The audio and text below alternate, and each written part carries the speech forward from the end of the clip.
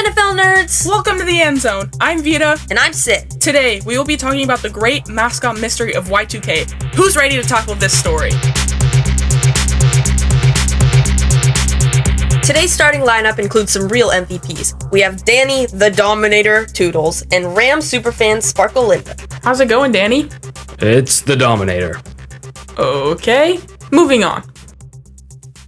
Let's paint the picture. Our story begins on January 30th, 2000. Super Bowl 34, Rams versus Titans.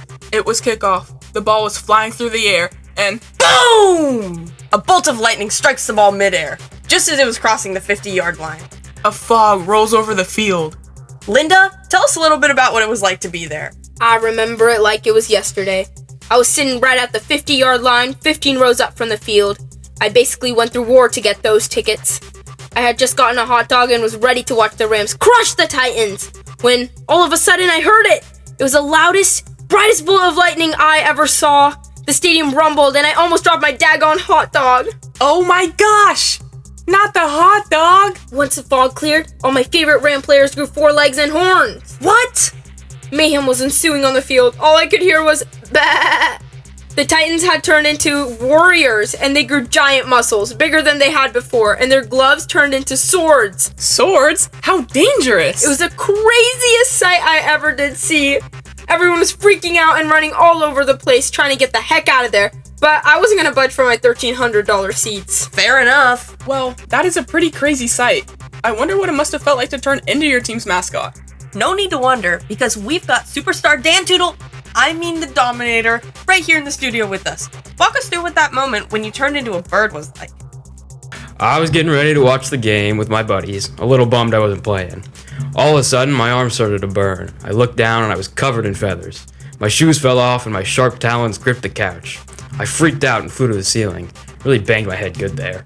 Oh goodness, what happened after that? Well, the whole dang league was turned into their mascots. That's insane. After a few months without playing, we realized we couldn't live without football. I mean, that was our whole lives, am I right? The following summer, we tried to organize some summer scrimmages, but things weren't working out too well.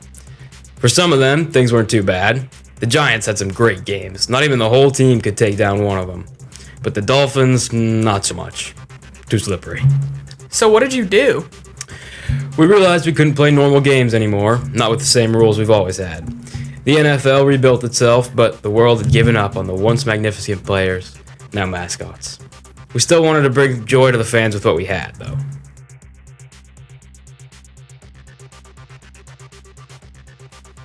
That must have been tough, but all was not lost. The mascots came together and devised a plan to get off the bench and onto the field.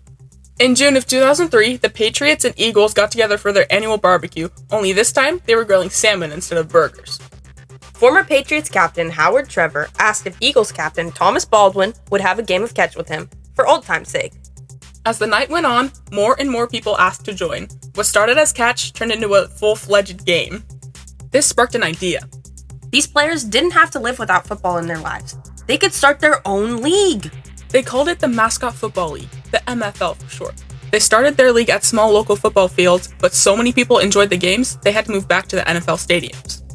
Because of scheduling conflicts with the hibernating Bears, the MFL had to change their schedule to the summer. Crowds flocked from all over the country.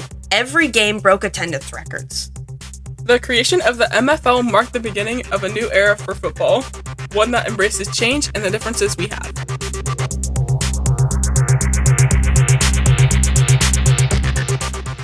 Let's all give a big thank you to our guests for coming on today.